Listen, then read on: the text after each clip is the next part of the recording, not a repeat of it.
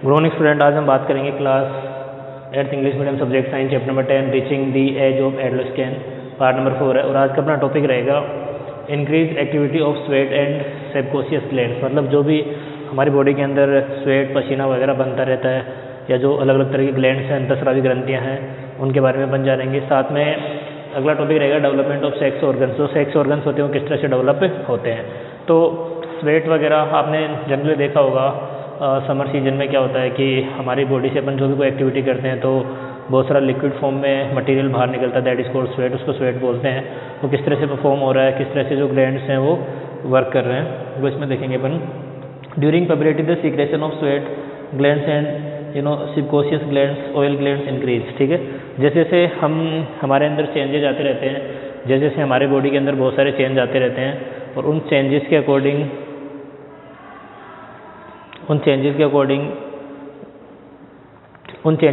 हमारी बॉडी के अंदर अलग अलग तरह के ग्लैंड्स और स्वेट ग्लैंड्स आदि का निर्माण होता रहता है। अब sweat glands are those gland they produce sweat in our body. हमारी बॉडी के अंदर जो स्वेट आदि का क्रिएशन है वो स्वेट ग्लैंड से होता है। इसके अलावा भी डिफरेंट ग्लैंड्स होते हैं, उन्हीं को अपन सबकॉन्शियस ग्लैंड बोलते हैं, जो लगातार बढ़ते जाते हैं। जैसे जैसे अपन पब्रेटी फेज में जाते हैं, जैसे जैसे अपन हमारे अंदर जो चेंजेज है वो इंक्रीज होते जाते हैं। मतलब अपन एक प्रकार से चाइल्डहुड से सीधा मैच्योरिटी फेज में जाते हैं। एडोलेसेंस को अपन चेंजेज स्टेट बोल सकते हैं या फिर इसको किशोर अवस्था बोल सकते हैं। अर्थात अपन बच्चे से धीरे धीरे किशोर होते रहते हैं, जवानी की फेज में जाते रहते हैं। मैनी यंग पीपल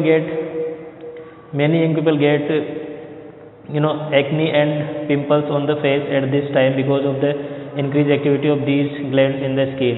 और जैसे जैसे हम बड़े होते हैं, हम मैच्योर होते जाते हैं, तो आपने देखा होगा कि हमारे जो फेस है इसके ऊपर बहुत तरह के पिंपल्स आदि निकलते हैं, बहुत तरह की अलग अलग तरह के पिंपल्स और फंगल्स और फुंसीज आदि उठने लग जाती है। वो इस बात का इंडिकेशन होती है कि हमारी जो बॉडी है वो नॉर्मल एज से पब्रेटी एज या फिर कह सकते हैं एडोलेसेंस एज के अंदर पहुँच रही है, जिसके जो सिम्टम्स होते हैं, अर्थात बॉडी के अंदर अलग अलग तरह के जो ग्लैंड्स हैं, सबकॉन्शियस ग्लैंड्स हैं और स्वेट ग्लैंड्स आदि हैं, वो अपना रोल प्ले कर रहे हैं। इसी की वजह से हमारे फेस पर पिंपल्स या फिर हमारे बियर्ड वगैरह, दाढ़ी मूंछ वगैरह आती है, वो भी इसी चीज़ का इंडिकेशन होती है कि धीरे धीरे हम एक नॉर्मल फेज से दूसरे फेज में शिफ्ट हो रहे हैं, ट्रांसफ़र हो रहे हैं एज के। A few glands such as sweat glands, oil glands and salivary glands release their secretion through ducts.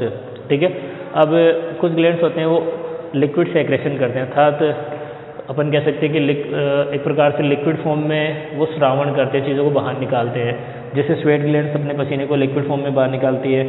Salivary glands जो हमारे जो थ्रोट सिस्टम होता है उसके अंदर मौजूद होती है। ऑयल ग्लैंड्स होते हैं जिनसे हमारे बॉडी में से ऑयल्स में निकलता है। जैसे हमारी नोज होती है, उसके आसपास में अगर अपन ध्यान से देखें तो बॉडी से हल्का हल्का ऑयल भी निकलता रहता है।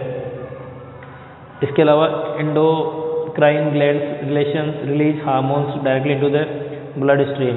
और जो एंडोक्राइन ग्लैंड्स होती है वो क्या करती है, हमारी बॉडी में हार्मोन्स को रिलीज़ करती है, जिससे भी हमारे अंदर बहुत सारे चेंज आते हैं। Hormones directly into the blood stream, so they are also termed ductless glands. और इनमें कोई डक्ट नहीं होते। उन तीनों में डक्ट होते थे। कौन कौन से तीनों में? जो सलेवरी ग्लैंड्स थे, ऑयल ग्लैंड्स थे और स्वेट ग्लैंड्स थे, उनमें डक्ट्स होते हैं, बट यहाँ पर कोई डक्ट्स नहीं होता, इसलिए इनको अपन बोलते हैं एंडोक्राइन ग्लैंड्स। अर्थात जो एक प्रकार से हार्मोन्स आदि का हमारी बॉडी से जो श्रावण होता है, जो सेक्रेशन होता है। तो बेटा increase activity of sweat and subconscious glands, इसमें क्या होता है कि जैसे जैसे हम एक नॉर्मल एज से एक एडोलेसेंस एज में पहुंचते हैं तो हमारी बॉडी के अंदर बहुत सारे चेंज आते हैं और वो चेंज इस बात को इंडिकेट करते हैं कि हमारी बॉडी मैच्योर फेज के अंदर ट्रांसफ़र हो रही है। जैसे हमारे फेस के ऊपर पिंपल्स वगैरह निकलेंगे फेस के ऊपर। इसके अलावा जगह जगह पर ऑयल वगैरह निकलेगा, बॉडी से स्वेट निकलता है, दाढ़ी मूंछ आएगी। ठीक है, तो ये सब धीरे धीरे इस बात को इंडिकेट करते हैं कि हमारी बॉडी के अंदर जो एज है उसके अंदर चेंजेस हो रहे हैं, हमारी बॉडी के अंदर पब्रेटी चेंजेस क्रिएट हो रहे हैं। ठीक है, इसके अलावा हम देखते हैं कि बॉडी के अंदर स्वेट ग्लैंड्स होते हैं जिससे पसीना वगैरह निकलता रहता है। ऑयल ग्लैंड्स होता है, हमारे फेस के ऊपर ऑयल प्रोड्यूस होता है। इसके अलावा सलेवरी ग्लैंड्स होते हैं और ये तीनों ग्लैंड्स डक्ट्स के फॉर्म में मौजूद होते हैं। इसके अलावा अगर अपन बात करें तो जो एंडोक्राइन ग्लैंड्स होते हैं जो हार्मोन्स को प्रोड्यूस करते हैं। एंडोक्राइन ग्लैंड किस काम में आते हैं? हार्मोन्स को प्रोड्यूस करने के काम में आते हैं। और हार्मोन से भी हमारी बॉडी के अंदर बहुत तरह के चेंजेस आते हैं। अगला टॉपिक है अपना डेवलपमेंट ऑफ सेक्स ऑर्गन्स। अब जैसे जैसे हमारी एज बढ़ती जाती है तो हमारी बॉडी के अंदर जो हमारे सेक्स ऑर्गन्स हैं, मेल और फीमेल के सेक्स ऑर्गन्स हैं, वो भी डेवलप होते हैं ताकि आगे उन्हीं से फिर रिप्रोडक्शन के तहत जो जनरेशन है वो आगे इंक्रीज होती है। Look up figure 9.1 and 9.3।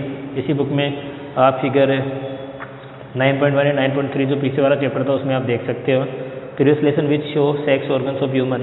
तो वहाँ मैंने आपको लास्ट चैप्टर में बताया था male organs, male sex organs और फीमेल सेक्स ऑर्गन। उसमें मेल में मैंने बताया था कि इनके एक डिफरेंट पार्ट्स होते हैं फीमेल से, और मेल के जो एग होते हैं उनको अपन स्पर्म बोलते हैं, फीमेल के एग को अपन ओव्यूम या ओवा बोलते हैं। दोनों में फर्टिलाइजेशन होता है जिससे जीमेट मिलकर जाइटोस का निर्माण करते हैं। फ्यूजन प्रोसेस से फर्टिलाइजेशन होने के बाद में एक सिंगल सेल न्यूक्लियस बनता है जो आगे चल के डेवलप होता है एम्ब्रॉय में, और धीरे धीरे एक कंप्लीट बेबी का निर्माण हो जाता है। तो इस तरह से जो सेक्स ऑर्गन्स हैं वो वर्क करते हैं, और सेक्स ऑर्गन धीरे धीरे स्लोली डेवलप होते रहते हैं। At puberty male sex organ like the testes and penis. और मेल के अंदर मैंने आपको बताया था 2 टेस्टेट्स होते हैं और एक पीनस होता है। वो स्लोली क्या करते हैं, अपने अंदर ग्रोथ को कंप्लीट करते हैं, develop completely. These testes also begin to produce sperm. और जो टेस्टेट्स होते थे उन्हीं के अंदर जो मेल एग है, स्पर्म्स हैं, वो प्रोड्यूस होते हैं, वो क्रिएट होते हैं। In the girls the ovaries in large and eggs begin to mature. और गर्ल्स के अंदर ओविडक्ट्स, ओवेरीज होती है, फेलोपियन ट्यूब्स या अंडवाहिनियाँ जिनको अपन बोलते हैं, वहाँ जो ओवम है या ओव्यूम है या ओवा है या फीमेल एग है वो क्रिएट होता है, जो धीरे धीरे क्रिएट होना स्टार्ट हो जाता है। Begin to mature. Also ovaries start releasing mature eggs. और ओवेरीज क्या करती है, जो मैच्योर एग्स होते हैं उनको रिलीज करना भी शुरू कर देती है। तो इस तरह से जो सेक्स ऑर्गन्स हैं वो धीरे धीरे बॉडी में डेवलप होते हैं। अगला टॉपिक है अपना इसी के अंदर next reaching mental, intellectual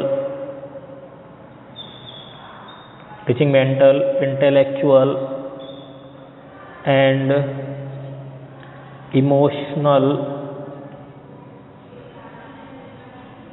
maturity।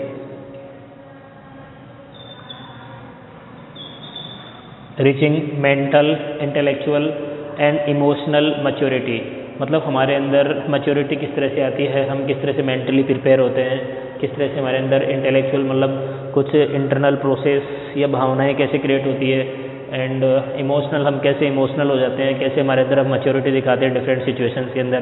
तो ये भी पबरिटी और एडोलेस्केंस के जो चेंजेस होता है उसकी वजह से हमारी बॉडी के अंदर ऐसे गुणों का जो आगमन होता है। Adolescence is also period of change.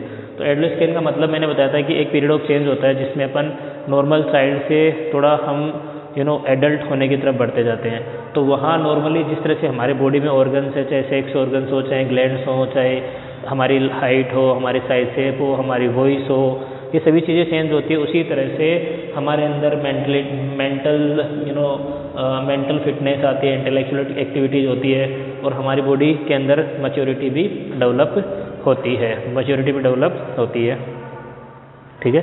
तो adolescence is also a period of changes in a person way to thinking. Adolescents are more independent than before and are also self conscious। और जैसे जैसे एज बढ़ती है तो हमारे जो thinking process है, सोचने की जो एरिया है वो बिल्ड होता है। हम फिर चीज़ों को थोड़ा सीरियसली सोचते हैं, हम हमारे फ्यूचर के बारे में सोचने की कोशिश करते हैं, हमारे फैमिली के बारे में सोचते हैं। जो हम बचपन में खाली खेल कूद में ध्यान देते हैं, बाद में जैसे जैसे बड़े होते हैं तो हम थोड़ा सीरियस होते हैं और चीज़ों को सोचने लग जाते हैं। Intellectual development takes place and they tends to spend considerable time thinking, जिससे कि हमारा जो सोचने का टाइम है वो बढ़ जाता है। In fact it is obtain the time in one's life when the brain has the greatest capacity for learning. और इससे हमारा जो दिमाग है वो भी बढ़ता है। दिमाग बढ़ने का मतलब साइज़ नहीं बढ़ती, दिमाग के सोचने की क्षमता है, चीज़ों को लर्न करने की क्षमता है, चीज़ों को कैपिटलाइज करने की क्षमता है, वो इंक्रीज होती है। Sometimes, however, an adolescent may feel insecure while trying to adjust to the change in the body and mind। और जैसे जैसे अपन एडोलेस्केंस फेज में जाते हैं तो नॉट ओनली हमारे बॉडी के अंदर चेंज होते हैं बट आल्सो हमारे माइंड के अंदर भी चेंजेस होते हैं।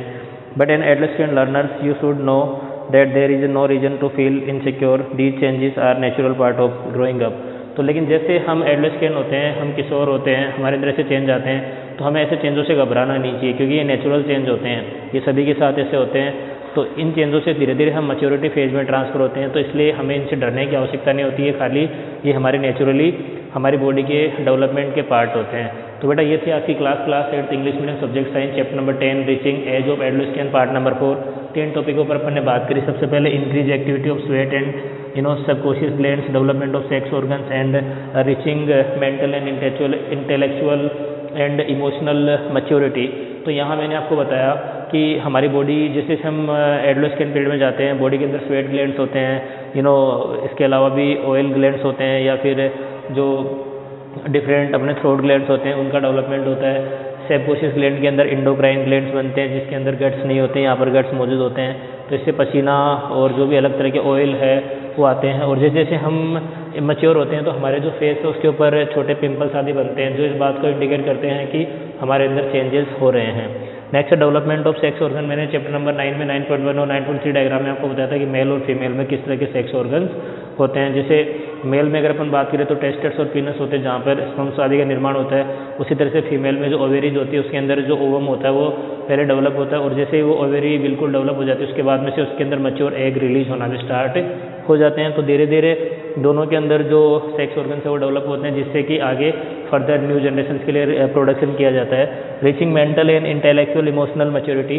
और जैसे जैसे हमारी उम्र बढ़ती है हम थोड़े मैच्योर होते हैं, हम मेंटली स्ट्रॉन्ग होते हैं, हमारे अंदर इंटेलेक्चुअल प्रॉपर्टी आती है, हम इमोशनल फील करते हैं, हम हमारे बारे में सोच सकते हैं। तो ऐसे जो बदलाव आते हैं इनसे हमें डरना नहीं चाहिए क्योंकि ये नेचुरल बदलाव होते हैं, नेचुरल चेंजेस होते हैं जो हर किसी के साथ होते हैं। ये हमें नॉर्मल फेज से एक मैच्योर फेज के अंदर ट्रांसफ़र करते हैं। Thank you.